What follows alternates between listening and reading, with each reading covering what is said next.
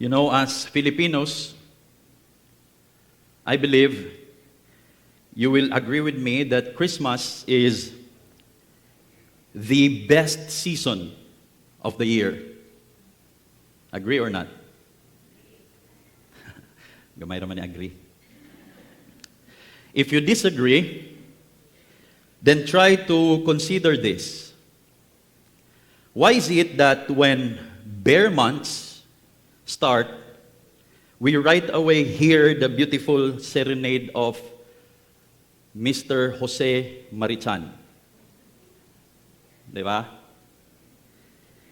People start to decorate their houses, greeting everyone with a Merry Christmas, bisan September pagani. And even buying in advance Christmas gifts and even Noche Buena, kay barato pa. Everyone is excited, especially the kids. And of course, not to mention the joy of receiving bonuses for the employed and going somewhere for Christmas vacation. It's the best season of the year, right? Amen? Now, this morning, I will be preaching God's message entitled, Christmas, the Fulfillment of God's Promises in the Savior.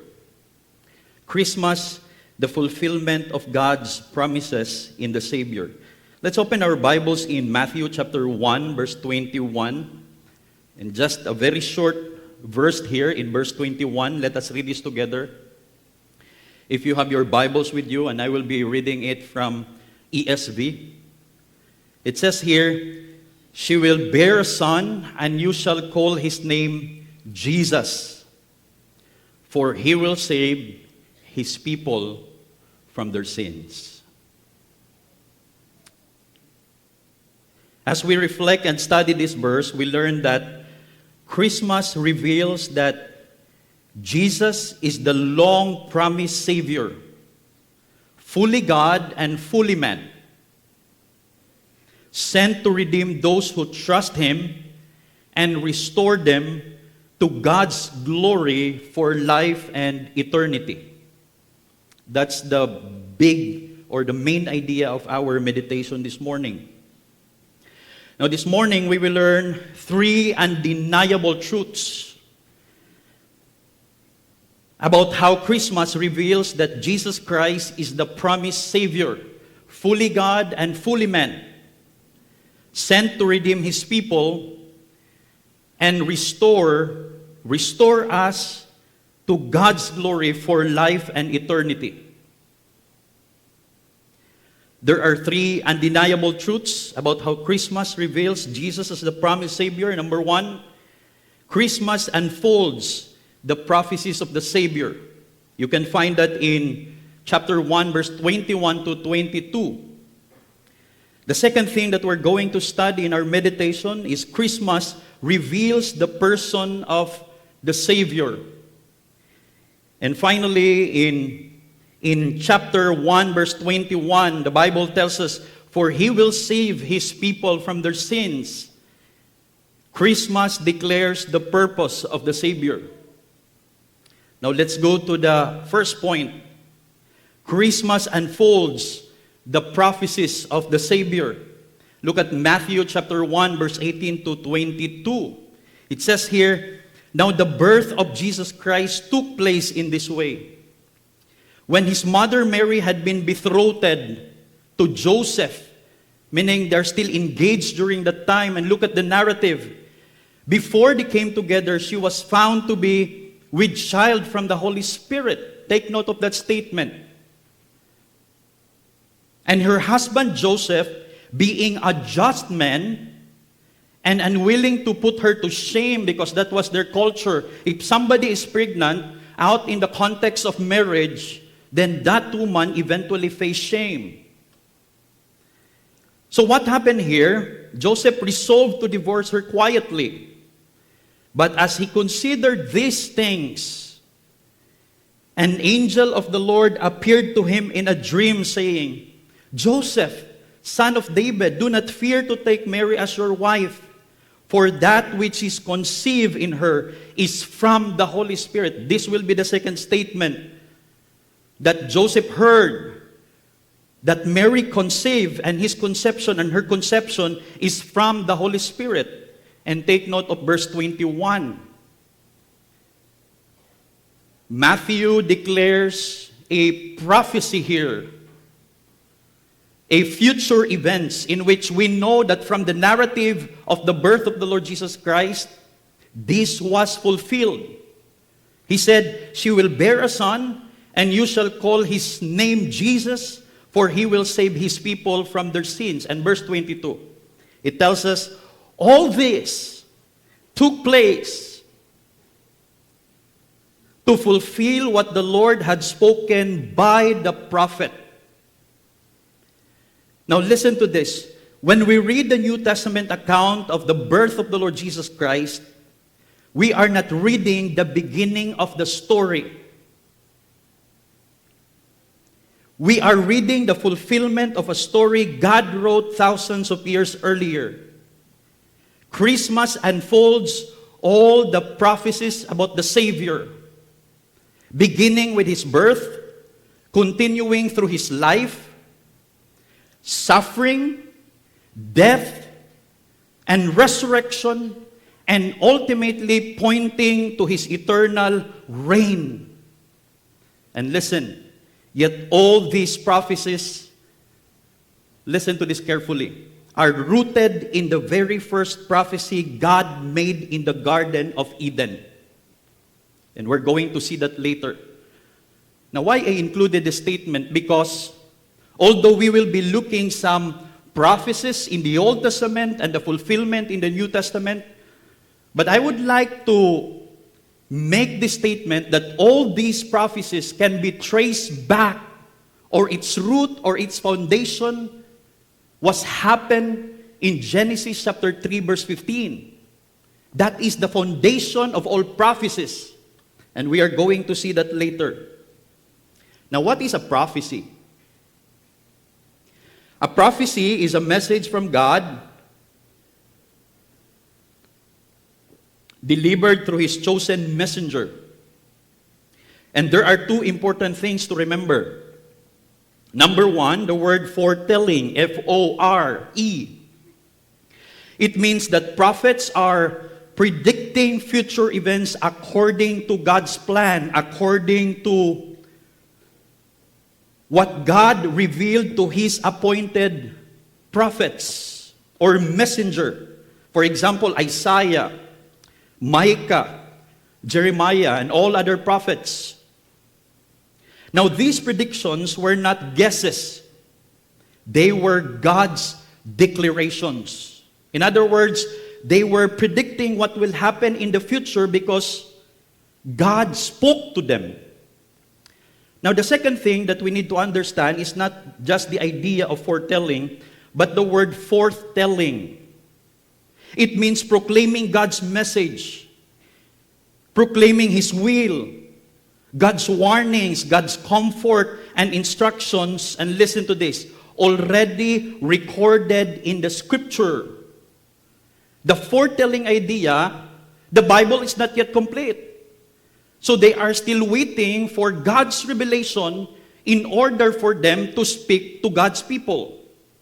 But here, the idea here is the Bible is already complete. And that's the reason why we believe that there are no more prophets and apostles who are doing the ministry of foretelling, because the Bible is complete. Now, why I included this one? The reason why I included this one, because there are many pastors, missionaries, and even teachers, and I would call them, they are false teachers, because they would tell to people that God spoke me in a dream. God brought me to a desolate place, and then I received, some revelation from God, and here are the revelations. Maghatag ka og piso kada isa para sa ako. We don't believe that. Because foretelling is already done. We preach, we study the Bible, we make sure that everything is under the basis or the elements of correct hermeneutical studies, the background, the cultural background, and everything as far as studying the Bible is concerned, because we want to share to people what has been already proclaimed by God in the past. And again, the Bible is complete. Now here in our text, Matthew emphasizes this verse in verse 22. Listen, he said, what the Lord had spoken by the prophet. What the Lord had spoken by the prophet. In other words, God spoke to a prophet, the prophet proclaimed what God had revealed to him, and in time, God fulfilled it. Now in our time today, we do the ministry of foretelling. Not foretelling. We proclaim the scriptures already completed. God no longer calls new prophets or apostles because the Bible is complete. Now, knowing this, we can know, or we can now examine some of the major prophecies about the Messiah in the Old Testament and see how God fulfilled them in the New Testament, beginning at the birth of the Lord Jesus Christ. Also, his life, suffering, death, resurrection, and of course, the future reign of the Lord Jesus Christ. Now, let's go quickly to the major prophecies about the Messiah and their fulfillment. Number one, prophecies about his birth. Now, this is what I like about the Bible is that one wrote, and then somebody wrote the message of God. And if you're going to look at the gap was 1,000 years and even thousands of years.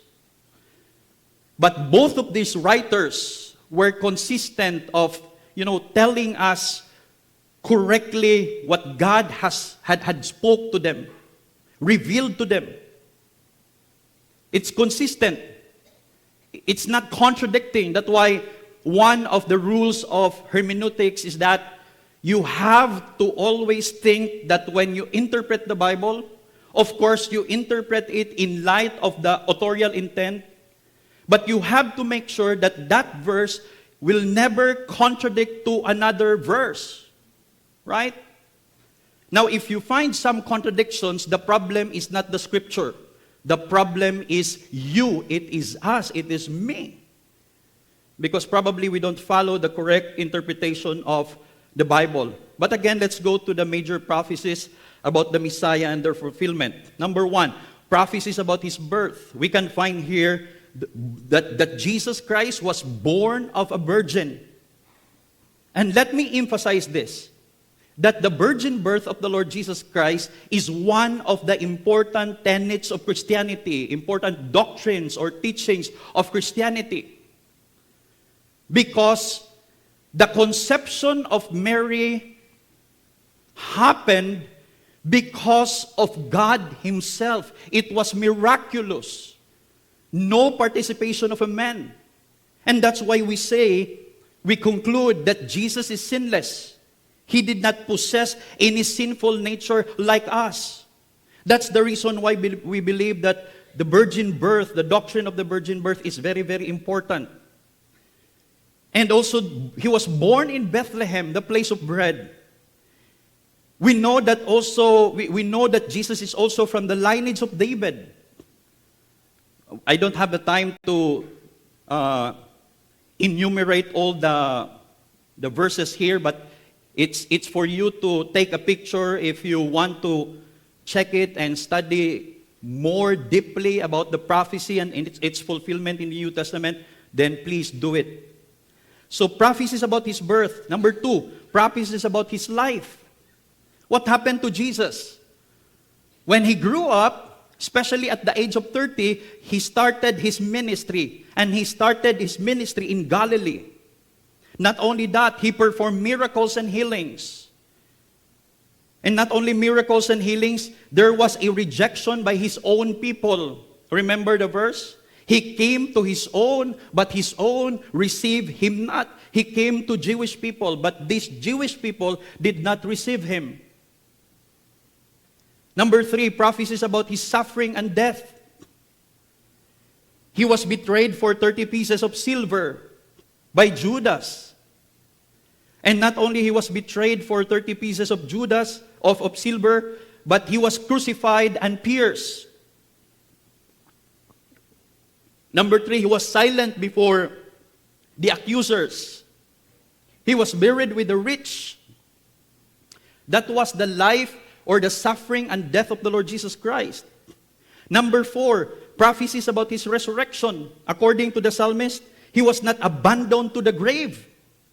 Our King Jesus resurrected from the dead. I've been telling the Indians, one of the main reasons why I believe that Jesus is God, it's because among those who claim to be gods, only Jesus Christ resurrected from the dead. The gods of the Buddhists, the gods of the Hindus, the gods of the Muslim, the gods of our descendants did not rise from the dead. Only Jesus. If you're going to check the Bible, indeed, he rose from the dead. You try to check history. Jesus Christ rose from the dead. Even the atheists could proclaim that indeed the Lord Jesus Christ rose from the dead. And according to Paul, if Christ did not rise from the dead, our faith, even our preaching is in vain. What is the reason why you're coming to church every Sunday? Because you want to be rewarded? Of course you will be rewarded, and our greatest reward is Christ himself. But the reason why we're going to church every Sunday, because we are worshiping the King Jesus, our King Jesus, who died, buried, and resurrected from the grave. Amen? And the Old Testament has plenty of prophecies, and the New Testament could attest that Jesus Christ rose from the dead. And lastly here, the prophecies about his kingdom and rule. You look at the eternal throne of the Lord Jesus Christ, the righteous reign of the Lord Jesus Christ, the reign from heaven. Now, if you're going to see these major prophecies about the life of the Lord Jesus Christ, these are only a few among many prophecies scattered throughout the Old Testament. But all of this, as I've said earlier, every single prophecy actually traced these roots back to the very first prophecy in the Bible. In other words, all of these are the unfoldings of the very first prophecy in the Scripture. Now, I want us to look at the first prophecy in the Bible. Genesis chapter 3, verse 15. Scholars would say that this is the proto-evangelium. We know the story. In Genesis chapter 1, verse 2, God created the heavens and the earth. He created the animals. He created kidney. He created spiders. He created the sun and the moon. And eventually, at the very last day of his creation, he created human beings, and then he rested. But God said, do not touch and even eat the forbidden fruit of that forbidden tree. And you know what happened? Not only they touched it, but they also ate the forbidden tree or fruit. In chapter 3, the serpent tempted Adam and Eve. After Adam and Eve sinned, both of them died. Not a physical death, but a spiritual death. A separation from a holy and righteous God. Can you imagine being separated from a holy and righteous God? You know, when I was a child, I could not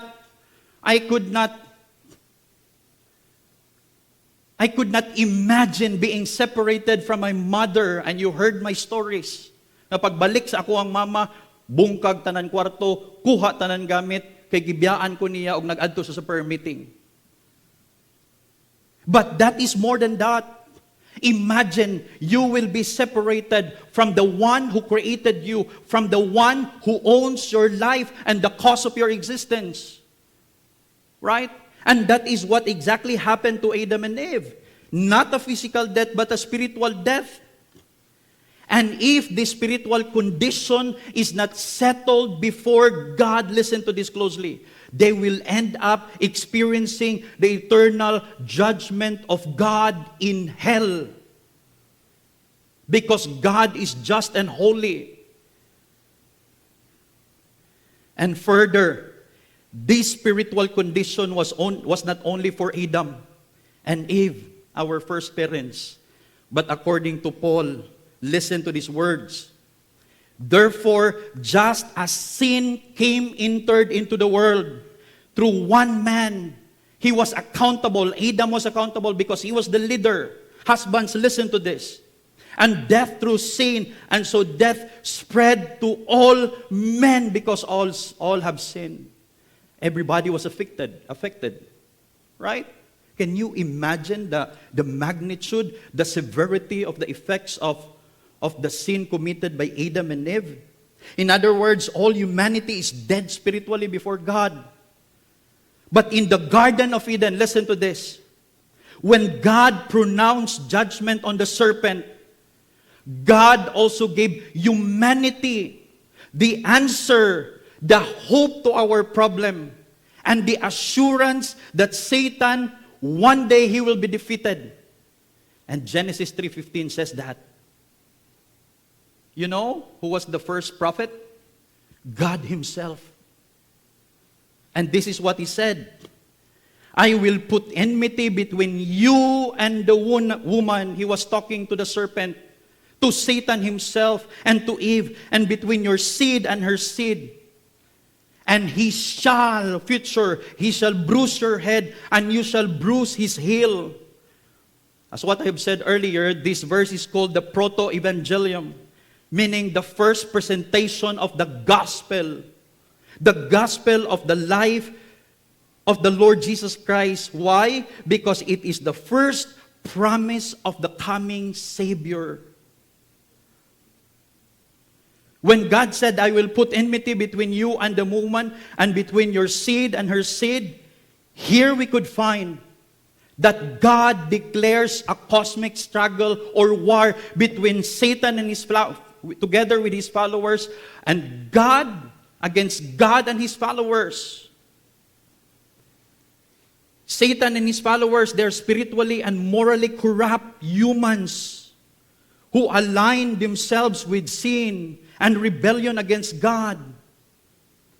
And when God said her seed, it refers to the Lord Jesus Christ, the Messiah, born miraculously of a woman named Mary. Now remember, woman has no seed.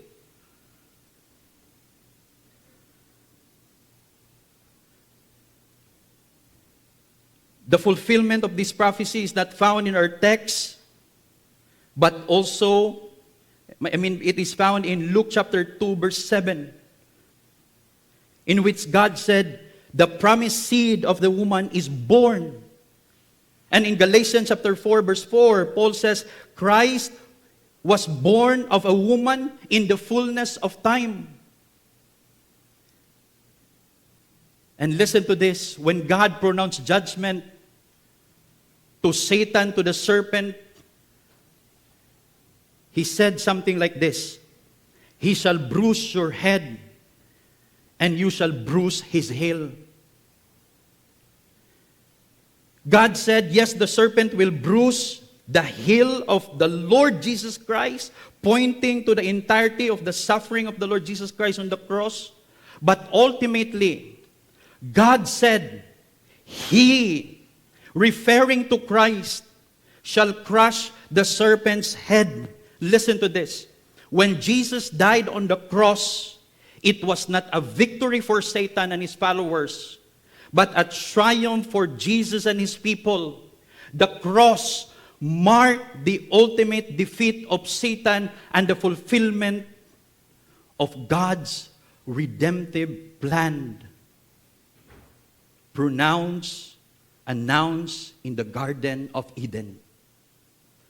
Satan is not omnipotent. I believe he is not omnipotent. He just knows what is present. He doesn't know what is in the future. So probably Satan would say, okay, I was victorious in the Garden of Eden. I was victorious in the lives of Abraham. I was victorious in the lives of David and Solomon and even all the prophets. Now I am victorious against the Son of God. He was hanging now on the cross of Calvary.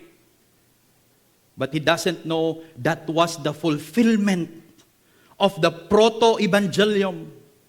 Because finally and ultimately, Jesus bruised the head of the serpent. Satan was defeated. I asked the Indians last night, how do you kill a serpent or a snake? Would you punch him in the tail? No, not punching. You might be beaten by the snake. You will die if it's cobra. You will hit the head, right? Jesus was victorious during that time. He proclaimed victory. And that's why in Hebrews chapter 2, verse 14, according to the writer of Hebrews, that through the death of the Lord Jesus Christ, He destroyed the one who has the power of death, and that is the devil. That's why even John himself said, we are overcomers because we have the Lord Jesus Christ in our lives. And listen, all the examples that we have seen are simply the unfolding of the prophecy God first gave in the Garden of Eden. The birth, the life, the death and suffering, the cross, the resurrection, and even the future. All these are rooted in the proto-evangelium proclaimed by God. Christmas is the fulfillment of that first prophecy. Now, with that in mind, when Matthew tells us all this took place to fulfill what the Lord had spoken by the prophet, he is not only pointing to Isaiah 7:14. He is pointing to the entire prophetic stream or line that began in Genesis 3:15 and flowed through every page of the scriptures. 3 lessons that we could find here. Remember these 3. Number 1, God will always fulfill His promises. Amen? God will always fulfill His promises. Not one prophecy failed. When God says, I will never leave you nor forsake you, somewhat you will experience that you are left alone. You will feel like that. But remember, God will always be with us. Amen? God will always be with us. Number 2, God's plan is perfect and unchanging. Even when you look at across centuries, the kingdoms, the prophets, the generations, God fulfilled His plan perfectly and even flawlessly. And number 3, Christmas is the moment where God's redemptive story begins to unfold in human history. From birth through life, going to His death, resurrection, and ultimately to His eternal reign. Christmas unfolds the prophecies of the Savior. Let's go to number 2. Christmas reveals the person of the Savior. In verse 21, look at your Bibles, the underlined phrase there, and you shall call His name, what? Jesus.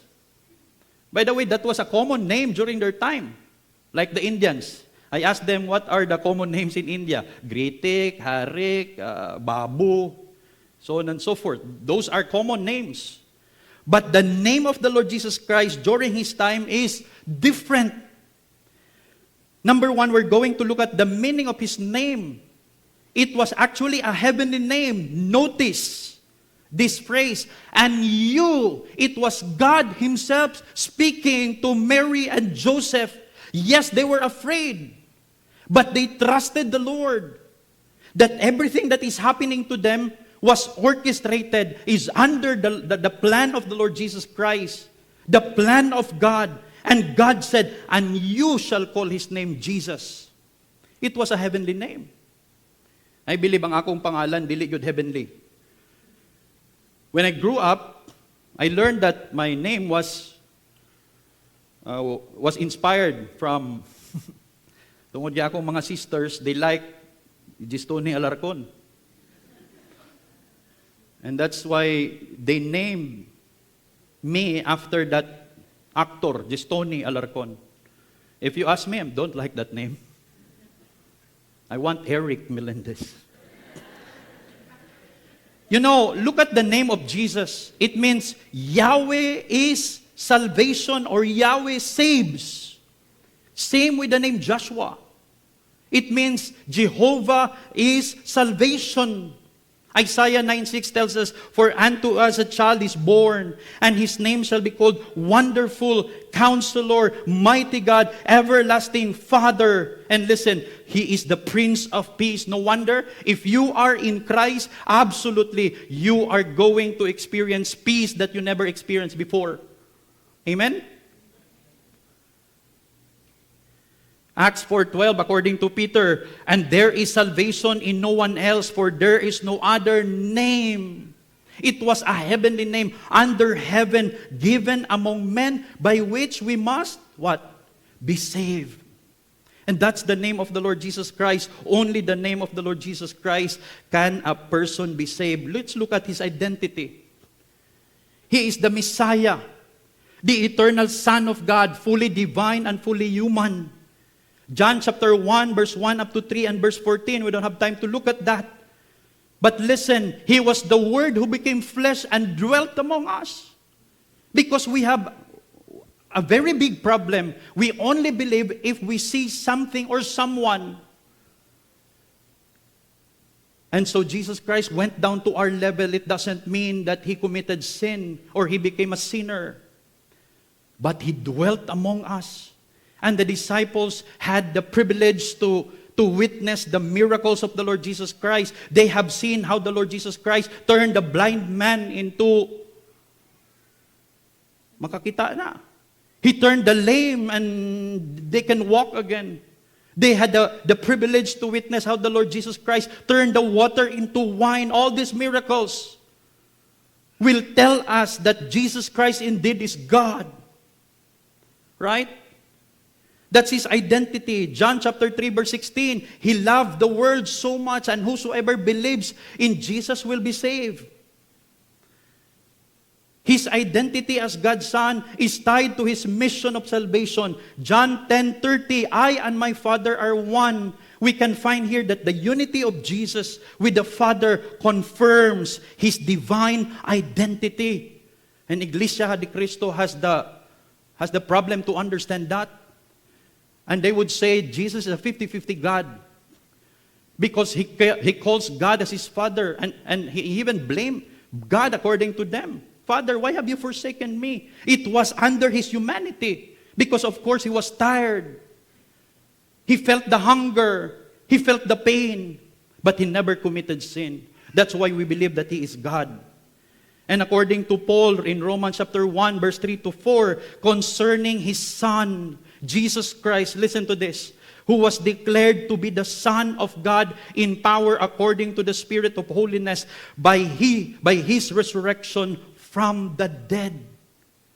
That's the identity of the Lord Jesus Christ. He is the Messiah, the eternal Son of God. Let's look at His nature. He is fully God and fully man. Only someone with both natures could save humanity and defeat death. Listen, dili nimo pwede maluwas ang imong kaugalingon because you are not divine. Is that clear? Dili pwede. Your good works are not divine. Your religion is not divine. Your money is not divine. Only Jesus is divine. Only Jesus is perfect. Only Jesus has the power to die on the cross of Calvary, to bear the wrath of God,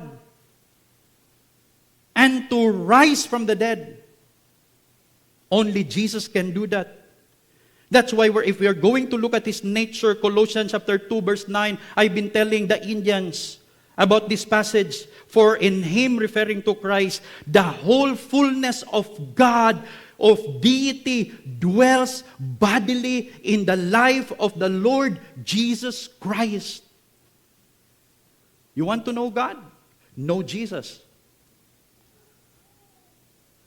Look at his character. Jesus is holy.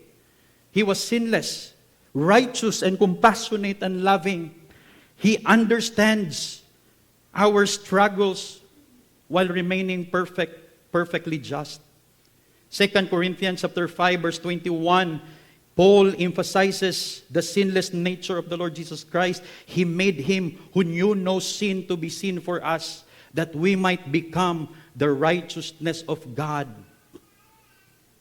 That's the teaching of justification.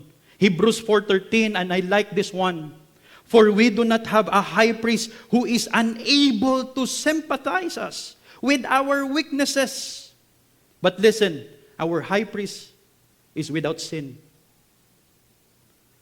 I don't know if many of you here are broken.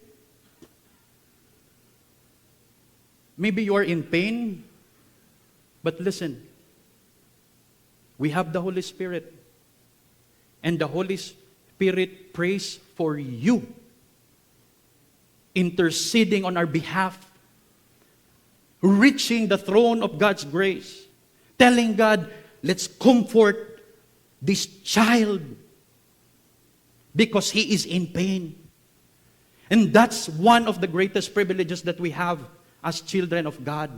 Remember, God, according to this passage, being our high priest, is unable to sympathize with us in our weakness, who is unable to sympathize with our weaknesses, yet without sin. Let's look at his offices. We know from the preaching of Pastor Philip, he is the prophet, and also the priest, and also the king. Right? 3 offices in one person. Look at his titles. Jesus is called the Messiah, Savior, Emmanuel, the Son of God. And each title shows his divine mission and authority. His title, Son of God, shows that his authority comes from heaven and not from men. John chapter 10, verse 36. And I believe I preached this idea from the book of 1 John. When the Pharisees were talking to Jesus Christ, and then eventually Jesus Christ told them, when they asked Jesus, "Kinsa man ka? Who are you?" And then Jesus replied, they asked, "Are you the Son of God?" And then Jesus replied, "You said it already." Mura mag ka ng pilosopo po si Jesus, no? You said it already. And then what happened? They were mad at Jesus, because they can right away understand what Jesus wanted them to understand when he said, "I am the Son of God." In other words, the Godhood of the Father is the Godhood of the Lord Jesus Christ. And so they are ready to throw stones to the Lord Jesus Christ, because according to him, it is a blasphemy to call yourself as the Son of God. But that is the title of our King Jesus. Amen? He is the Son of God. Luke chapter 2 verse 11, "For unto you is born this day in the city of David a Savior, and who is Christ the Lord." You know, listen to this. If you go to the writings of the Apostle Paul, Paul stresses that calling Jesus Lord is essential to salvation. Some people, they just love the Lord because they wanted to, they just love Jesus because they wanted to go to heaven. But they don't really want to acknowledge that Jesus is Lord. Because the word Lord means He will be your master, the captain of your life. Matthew chapter 1 verse 23, look at the titles of the Lord Jesus Christ. Another title, "Behold, the virgin shall conceive and bear a son, and they shall call his name Emmanuel," which means God is with us. Let's look at his attributes, second to the last. Jesus is omniscient, omnipotent, and even omnipresent omnipresent in his divinity. Of course, when he was still here on earth, he was not omnipresent. He was limited because he is a human being. But in his divinity, he is with us through the person of the Holy Spirit. He knew our hearts and thoughts. Being an omniscient God, omnipotent, he calmed the storms and healed the sick. He is powerful. Omnipresent, his presence and saving power reach all believers. And also he is loving, merciful, kind, and gracious. He acted with compassion, especially while correcting sin. He was compassionate. Those are the attributes of our King Jesus. And lastly, let's look at his work. And this leads us to the last point. Christmas declares the purpose of the Savior. Look at Matthew 1:21. For he will save his people from their sins. He will save his people from their sins.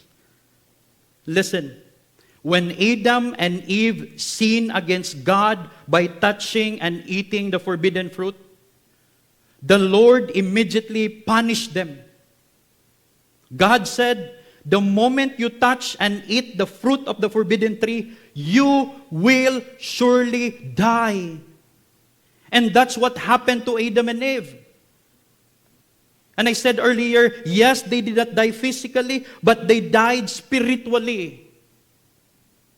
They now know what is good and evil. The relationship between God and man was broken. I mean, it was not elaborated in the Garden of Eden prior to their disobedience. But I believe they had a wonderful and joyful relationship with God. But after they sinned against God, their relationship between God was broken. They were completely separated from God. And beginning on that day, every human being that will be born will inherit the sin nature and will also be subjected to God's wrath. Paul said in Romans chapter 5 verse 12, I quoted this earlier, therefore he makes a conclusion because he observed something in chapter 1, chapter 2, and chapter 3, and we're going to read that later. And chapter 5, he makes a conclusion. And he said, therefore, just as sin, only one sin is enough for us to fire. And Paul said, just as sin came into the world through one man, the husband was accountable because he is supposed to lead his wife, but he failed to do that. When the serpent tempted him, in fact, he was with Eve. And the command was given to him prior to the existence of Eve. I know you know that because you studied Genesis.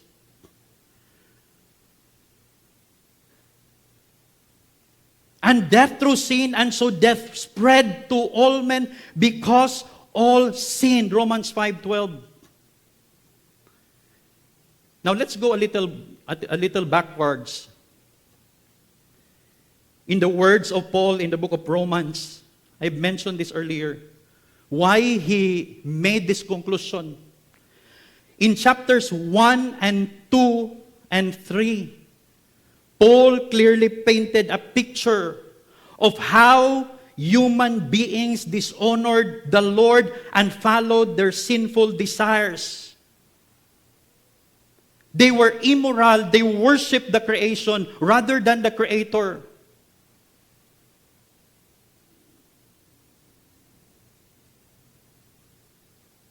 LGBT is historical. Right? And look at what Paul concluded. Said here in Romans chapter 3, verse 10 to 18. Listen to this. As it is written, none is righteous, no, not one. You will never be saved by your righteousness because none is righteous, no, not one. No one understands, no one seeks for God.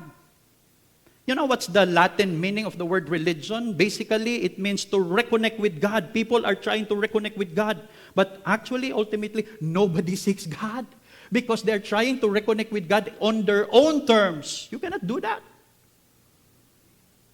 Nobody seeks God. All have turned aside. Together they have become worthless. No one does good, not even one.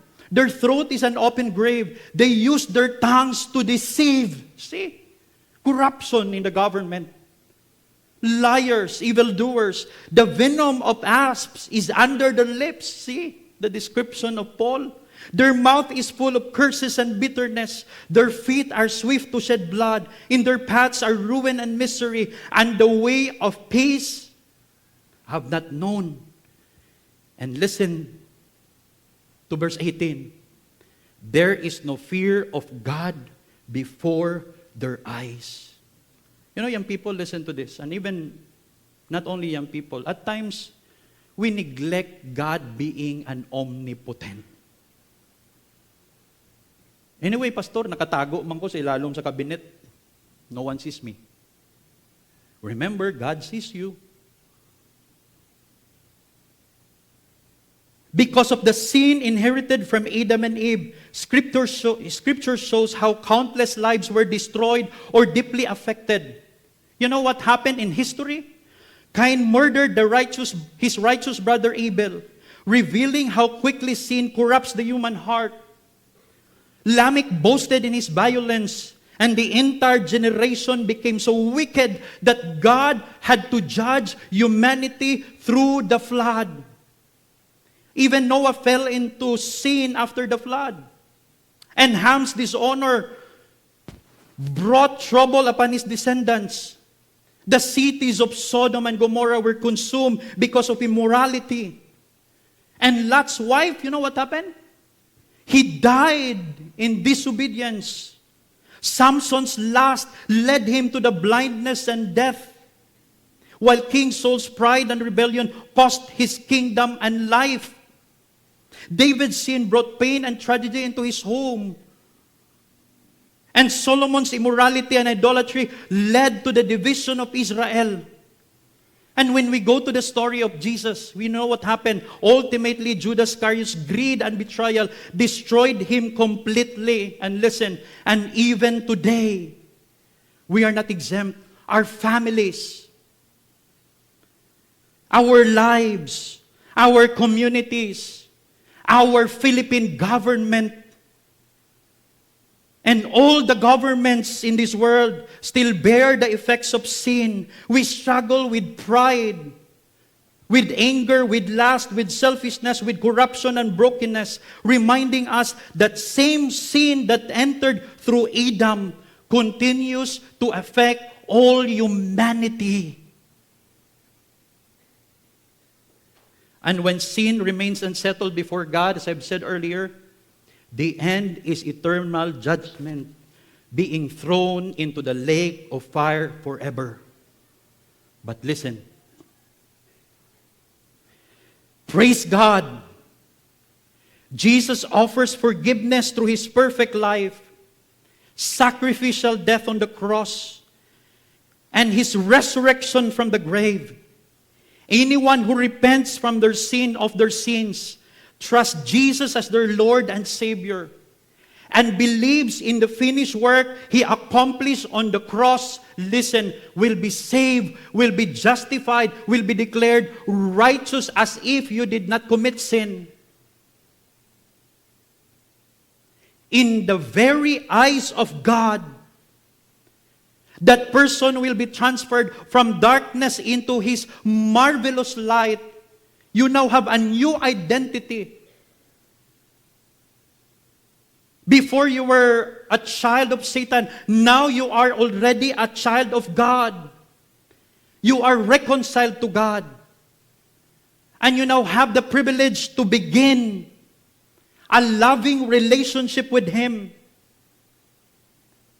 and eventually receive the gift of eternal life with God in heaven.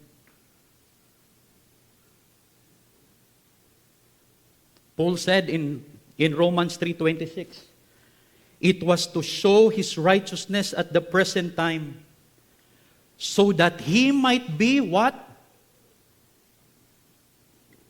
The just and the justifier of the one who has faith in the Lord Jesus Christ. Yes, Adam and Eve, Abraham, Noah, David, Solomon, and many others in the Old Testament sinned and were affected by sin. Nevertheless, the Lord declared them righteous because they believed in the proto-evangelium, in the coming Messiah, Jesus, and look forward to the fulfillment of God's promise. You might ask, what is the way of salvation in the Old Testament? It will never be changed. In the Old Testament, in order for a person to be saved, that person needs to repent of his sins and trust the coming Messiah. They are looking in the future. In our time today, we do not look forward as they did. We look backward to the cross. We look to the finished work of the Lord Jesus Christ, who died for our sins and rose again for our justification. While the Old Testament saints placed their faith in the promised Messiah who would come, listen, we place our faith in the Messiah who has already come and completed the work of salvation. That's the reason why Jesus said, "It is finished." Human na ang tanan. Gibuhat ko na. By believing in Jesus, His sacrifice on the cross, His shed blood, and His resurrection, we receive forgiveness. We receive righteousness. We receive eternal life. We receive restoration. And listen to this carefully. Salvation has always been by grace, always through faith, always in Christ alone. Amen? As I end,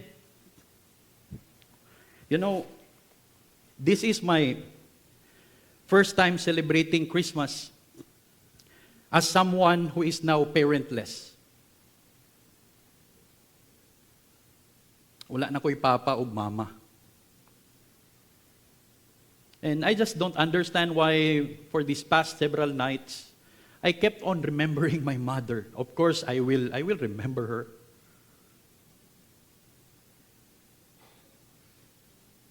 It is painful. Nevertheless, listen, Christmas gently reminds me of a greater hope. The hope that because my parents believe in the Lord Jesus Christ and I also believe in Him,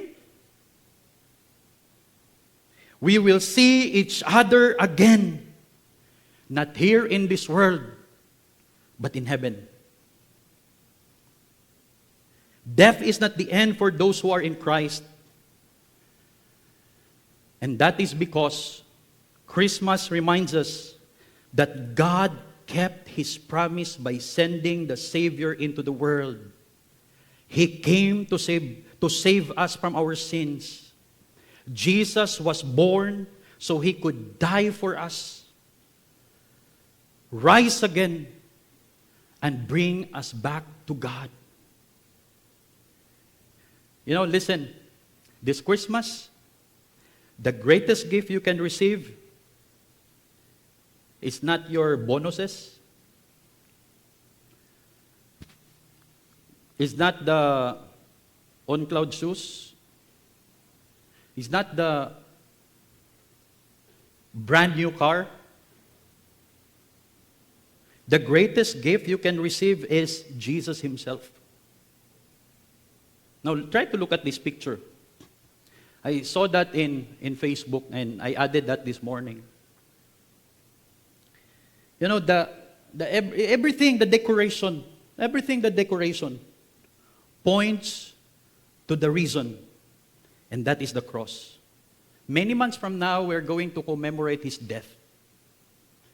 That's actually very, very connected to Christmas. That Christmas tree will turn to a cross because Jesus Christ came to save us, to save His people, those who will believe in Him, from their sins. If you repent of your sins and trust Him as your Lord and Savior, He will forgive you. He will make you righteous and give you eternal life instantly and permanently. If you realize that you are not yet saved, many you have been attending, you may be attending the church many times already.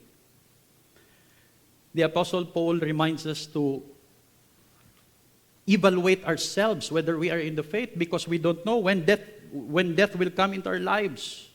Jesus Christ will come anytime, maybe today, tomorrow, or the next day. And again, those who are not in Christ will be thrown into the eternal lake of fire. Do not trust your intelligence, even your religion. Do not trust yourself. Trust the Lord Jesus Christ. If you repent of your sins and trust Him as your Lord and Savior, He will forgive you. He will restore you. He will make you righteous. He will give you eternal life instantly and permanently. So the question this morning as I end, will you receive the Christ of Christmas today? Dawaton ba nimo si Jesus? Tuhuan ba nimo si Jesus? Ang kunon ba nimo siya nga manluluwas nimo? Manghayo ba kag kapasuluhanan? Imo ba siyang himuon nga imuhang Dios?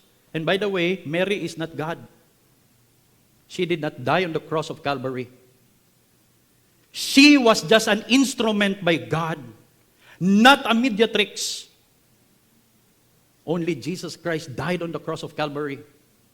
And that's the truth. Will you receive the Christ of Christmas today? Acts 16:31. Believe on the Lord Jesus Christ and you will be saved. Oh, Father God, we thank you for your word today. I only have one prayer this morning. I pray that those who are not yet in Christ will repent of their sins and trust you today as their Lord and Savior. And those who are in Christ will humble themselves and be grateful to the Lord for the gift of salvation. Thank you so much, dear God, for your word.